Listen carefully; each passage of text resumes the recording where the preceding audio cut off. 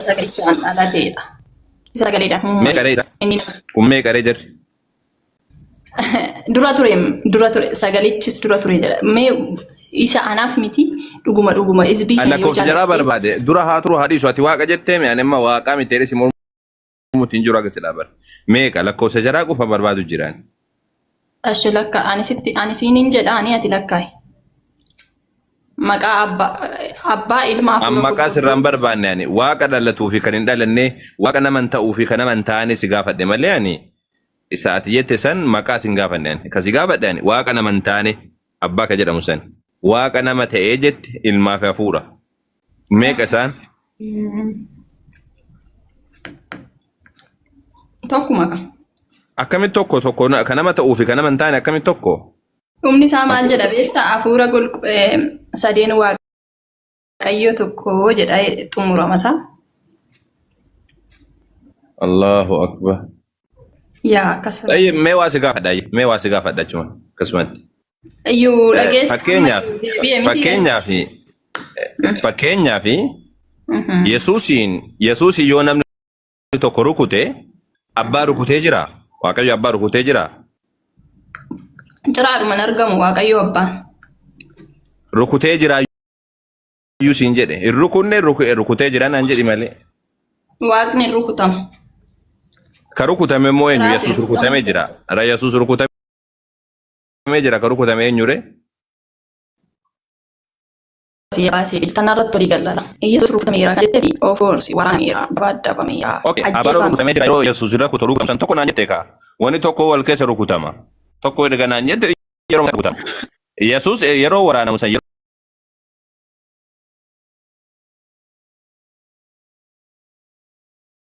rukutamu san abbaa rukutamee jira. Yeroo 46 dugda isaa irratti hin garafameera. Dhiiga isaa hanga eeboodhaan waraananii dhiigni isaa dhangaleera ajjeefameera. Inni sun immoo ittiin ajjeefame yoo jenne foon gatii uffateef. Gaafa inni garuu ajjeefamee boolla keessa gadi dhagaan irra gadi godhamu du'a moo'ee waaqayyoon jedha. Abbaan rukutameera siin jedhe adaraa kan kee. Yaa habiibii abbaan hin rukutamu waaqayyoon hin rukutamuu hin danda'u. Yesuus Kiristoosiin foon gatii uffatee biyya lafaarra bifa namaatiin deemaa tureen darare malee bifa waaqatiin hin rukutamne waaqni. Adama abbaa fi inni tokko maan hin jenne duratti. Yaa ani si kaadhan jiru mootummaan. Kanama ta'eef kanama hin taane illee tokko maan jedhamu hin jenne. Mootummaan isaanii tokko. Sagalichi sun eessaa dhufe jettee yaaddare. Amma kanama ta'eef amma mee dhageeffame kanama ta'eef kanama tokko naan jettee adda baasisin jenna tokko naan hin jenne. Maaliif wangeela banneen? Wayyuu akkas. Akkan wayyuu jenna. Wangeelli qaba. Wangeela bannee maaliif dubbanne wangeelli qaba. Okay, mee banii dubbisme. Boora dubbisme. Immaan giroozarii dha'een sa'aatii misaa ba'ee too nyaachaa jira. Isiniin qabdanii isiniin dubbisaan bakkeessa. Eessa sii dubbiname? Boqonnaa tokko dubbistanii boqonnaa 3 lakkoofsa 8 irrallee hin dubbistaniini. Dursa immoo boqonnaa tokko waa'ee du'a Yesuus Kiristoos fi uumama Yesuus Kiristoos isaa jirratti deebi. Boqonnaa tokko dubbisaa. Boqonnaa tokko jalqaba sagalicha ture jedha. Eegaa isbiis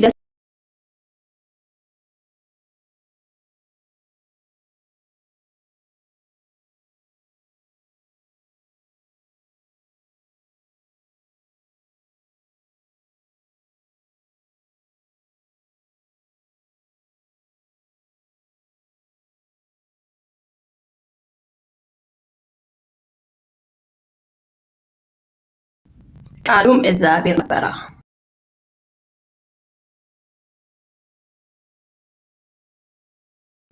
Jechuun maal jedhama afaan Oromootti gaafa hiiknu? Maal jalqaba hiiki maal xumurarra maal sifi jedhe jalqaba tokko jedhanii lama jedhan malee osoo durri namaaf hin galin xumurarra qabu. Bamajammaariyaa qaal nabbare jechuun maal jechuudha?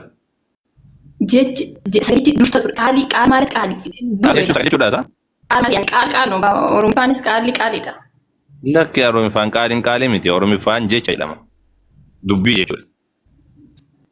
Baniiti isbiin kunis nu arguuni kaza akkasittiin Yesuus Kiristoosiin maal akka ta'in argituuni. Banaatiin. Waan tokko namni beekni jiru yaa gobaji ko maal banuun guyyaa hunda banamaa olaami. Anuu sammuudhaan siyaasa hojjira malee macaafa siyaasootiin jiru. Leesha akkas roongii gootee dubbattare. Roongii godhuun wangeela namni dhoksuriimi maal jennaani ittamanuu baattusi waan akka jiru sana dubbadhu. Bamajammaariyaa qaal nabbare jechuun maal jechuudha? durasi jechi tureera. Yaa waan turte afaan Oromoo badaan tiniidhaan hin beeku. Ama Oromifatiin hin jenne Arabiffaan. Arabiffaan immoo Quraana seetiree wangeelii Arabiffaan hin jiru. Arabiffaan iraanii Amaariffaan dubbisee jechuu kiyya malee. Arabiffe jechuun jira isaa. Isin jedhe በመጀመሪያ ቃል ነበረ jechuun maal jechuudha? Jecha kana hiikeeti. በመጀመሪያ ቃል ነበረ jechichis dura hin ture. Jalqabatti jechatu ture jechuudha. Akkanami? You're right. Jecha maal jedhu ture jalqaba? Jecha akka inni sagalichi kun foon uffatee nama ta'u. Maal jechuudha? Jecha ture jette jecha maal jedhu ture? Amma asirraa jalqaba kun asirraa amma dubbiin nu caqacaquu jalqaba.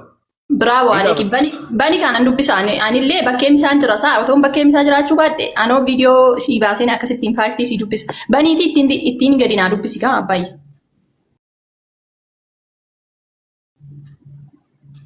Maal kun si dubbisutti akkasuma jedha akkuma amma jedhe kana jedha bar garaagarummaa hin qabu. Si ba'aat lama. Amma caabar kan qabu bar. Namni kam Abdu Musee mana jiraachuu danda'an uffaa bar. Abdi Musee jirtaaree yoo jiraatte mee baniif hime? Yaa namni kan biraallee waa banu malee jecha sagalee waaqayyoon xiqqeessinaa lakkii cubbuudha dhugaa hin cubbifamtuuni. Amaariffaan siyaa banane qoy sii banu jira kunuun. Oromiffumaan nu haa banan.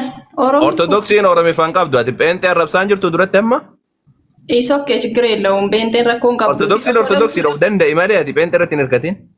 Kana rakkoon keessanii uummanni akka dhaga'uun barbaadanii baasa afaan Oromoo nan dubbisaanii kasaa. Maal afaan Amaaraatiin jira ka Ortodoksiidha ka Ortodoksii sii banna malee maal? Afaan la afaan Oromootiin hin jira waan Ortodoksii. La mirga pheenxeedhaan jeeqnu pheenxee macaafa jara fayyadamaa pheenxeen sirrii miteetta. Lakkii kan dura jiru Amaariffaan alaan abbim Oromiffaan dubbisiini akka ani Oromiffaan hin jedhee kazaan booda Amaariffatti qaxxal. Ati Ortodoksiidhaami? Wanta wangeela afaan Oromootiin hin jiru ta'e ragaa naaf iddaan. Kunoo inni suni wangeela. Alaan abbillahan. Maal ati wanna Ortodoksiidhaami ati? Wanta akkas jedhu seerri akkas jedhu hin jiru wangeela afaan Oromootiin hin jira. Nuti afaan Oromootiin hin baranneerra Amaariffaan hin baranneerra garuu immoo izbiin kun haa arguuni Oromiffaan haa. Ayyee Oromiffa baniif abdii Oromiffa baniin ayyee pheenxee irratti hirkattiisiin pheenxee taatee jirti si'a.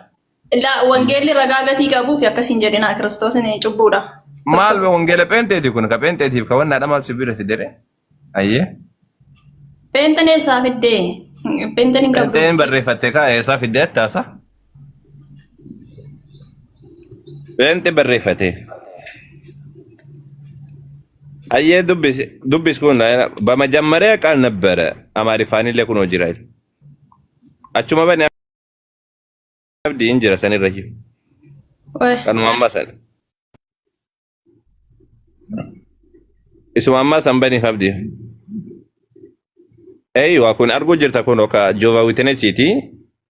Kaan illee bantee homaa rakkisu kun jalqaba dubbichatu ture jedha kun argu.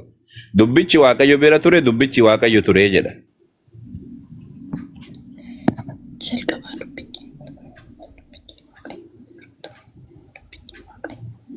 Kanaafuu jalqaba dubbichi ture dubbichi Waaqayyoon ture maal jechuudha ree? Dubbiin dubbii Waaqayyooti. Hin qoosinaani. Jalqaba dubbichatu ture jechuun dubbicha maal jedhu ture? Bakka isa gaafachuu jiraan. Ilaa Yesuus Kiristoos akka hafuuraan dhalatu. Maal jedhame ture jalqaba isa maal jalqaba ture?